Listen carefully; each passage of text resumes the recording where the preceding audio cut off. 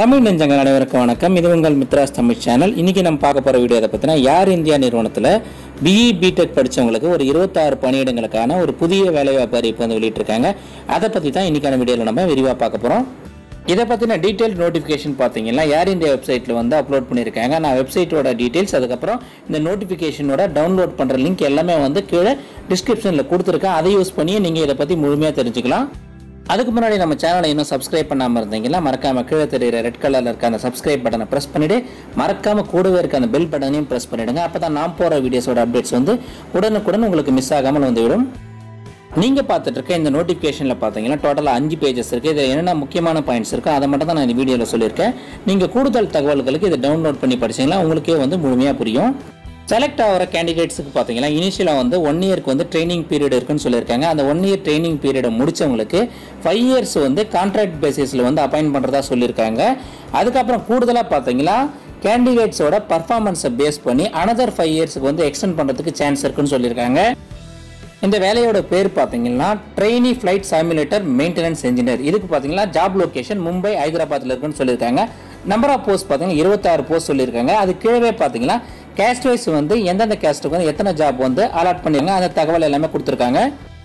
இந்த வேலைக்கான சேலரி என்ன சொல்லியிருக்காங்க பார்த்தீங்கன்னா இனிஷியல் ட்ரைனிங் பீரியடில் மாதத்துக்கு பார்த்தீங்கன்னா 25,000 ரூபாய் சொல்லியிருக்காங்க. அதுக்கப்புறம் ட்ரைனிங் பீரியடை கம்ப்ளீட் பண்ணதும் இவங்களுக்கு பார்த்தீங்கன்னா 50,200 ரூபாய் வந்து மாத சம்பளமாக வந்து வழங்கப்படும் சொல்லியிருக்காங்க. கூடுதலாக பார்த்தீங்கன்னா பிஎஃப் அந்த பெனிஃபிட்ஸ் எல்லாமே வந்து வழங்கப்படும் சொல்லியிருக்காங்க. அதுக்கு கீழே பார்த்தீங்கன்னா வேறு என்னென்ன பெனிஃபிட்ஸ் இருக்குது எல்லாமே வந்து கொடுத்துருக்காங்க. இந்த வேலைக்கு அப்ளை பண்ணுறதுக்கான அப்பரேஜ் லிமிட் பார்த்தீங்கன்னா 30 வயசு வரைக்கும் ஜென்ரல் கேண்டிடேட்ஸுக்கு எல்லாமே சொல்லியிருக்காங்க.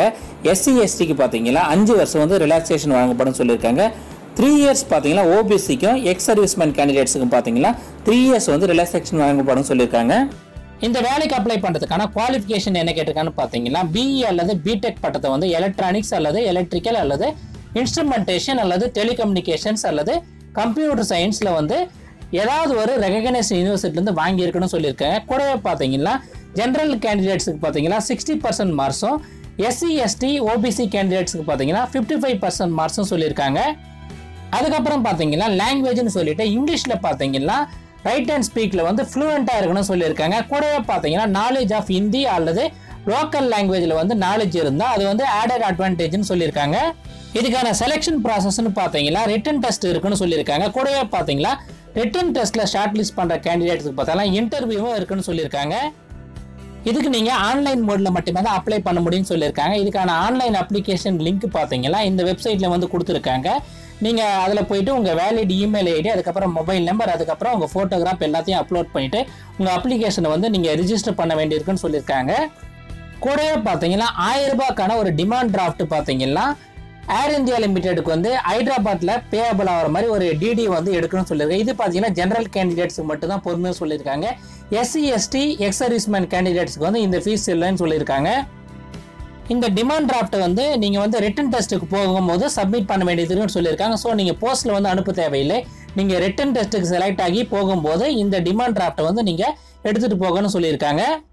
அதே மாதிரி பார்த்தீங்கன்னா உங்கள் ஆன்லைன் அப்ளிகேஷனோட பிரிண்டபிள் ஃபார்மேட்டை வந்து நீங்கள் வந்து அனுப்ப தேவையில்லைன்னு சொல்லியிருக்காங்க. அதையும் வந்து நீங்கள் ரிட்டன் எக்ஸாமுக்கு போகும்போது நீங்கள் கேரி பண்ணிட்டு போகணும்னு சொல்லியிருக்காங்க. உங்களுக்கான கால் லெட்டர் பார்த்தீங்கன்னா உங்கள் இமெயில் மூலமாக வந்து உங்களுக்கு அதுக்கான தகவல் அனுப்புவாங்க. அதுக்கப்புறம் நீங்கள் வந்து உங்கள் கால் லெட்டரை வந்து நீங்கள் டவுன்லோட் பண்ணிக்கலாம்னு சொல்லியிருக்காங்க. இதுக்கு அப்ளை பண்ணுறதுக்கான ஆன்லைன் அப்ளிகேஷன் லிங்க் பார்த்தீங்கன்னா 1/8/2019 அன்னைக்கு ஏர் இந்தியா வெப்சைட்டில் வந்து எனேபிள் பண்ணியிருக்காங்க. இதுக்கான லாஸ்ட் டேட் இன்னைக்கு சொல்லியிருக்கான்னு பார்த்தீங்கன்னா 20/8/2019 அன்னைக்கு லாஸ்ட் டேட்டாக சொல்லியிருக்காங்க. உங்கள் ஆன்லைன் அப்ளிகேஷனை பதிவு பண்ணுறதுக்கு இந்த பேஜில் பார்த்தீங்கன்னா நோட்டிஃபிகேஷன் கீழே பார்த்தீங்கன்னா click here to apply online ஒரு லிங்க் இருக்குது. அதை கிளிக் பண்ணதான் இந்த பேஜ் வந்து டிஸ்பிளே ஆகும். அதை அப்படியே ஸ்க்ரோல் பண்ணி பார்த்தீங்கன்னா கீழே பார்த்தீங்கன்னா கிரியேட் அன் அக்கௌண்ட்னு ஒரு டேப் இருக்கும். அதை கிளிக் பண்ணுங்கள். அதில் வந்து உங்கள் பேசிக் டீட்டெயில்ஸ் எல்லாமே என்டர் பண்ணிவிட்டு உங்களுக்கான யூசர் ஐடி பாஸ்வேர்டு ரெண்டுமே செட் பண்ணிவிட்டு அப்ளைன்னு இருக்க அந்த பட்டனை ப்ரெஸ் பண்ணி லாகின் பண்ணி உங்கள் டீட்டெயில்ஸ் எல்லாத்தையுமே வந்து சப்மிட் பண்ணி உங்கள் ஆன்லைன் அப்ளிகேஷனை வந்து பதிவு செய்திருங்க. ஸோ ஃப்ரெண்ட்ஸ், இந்த வீடியோ உங்களுக்கு பிடிச்சிருந்தா மறக்காமல் இந்த வீடியோக்கு ஒரு லைக் கொடுங்க. இது உங்கள் ஃப்ரெண்ட்ஸ் யாருக்குன்னா யூஸ்ஃபுல்லாக இருக்குன்னு நினச்சிங்கன்னா அவங்க எல்லாருக்கும் ஷேர் பண்ணி விடுங்க. அடுத்த ஒரு யூஸ்ஃபுல்லான வீடியோவில் உங்களை சந்திக்கிறேன். நன்றி, வணக்கம், ஆல் தி பெஸ்ட்.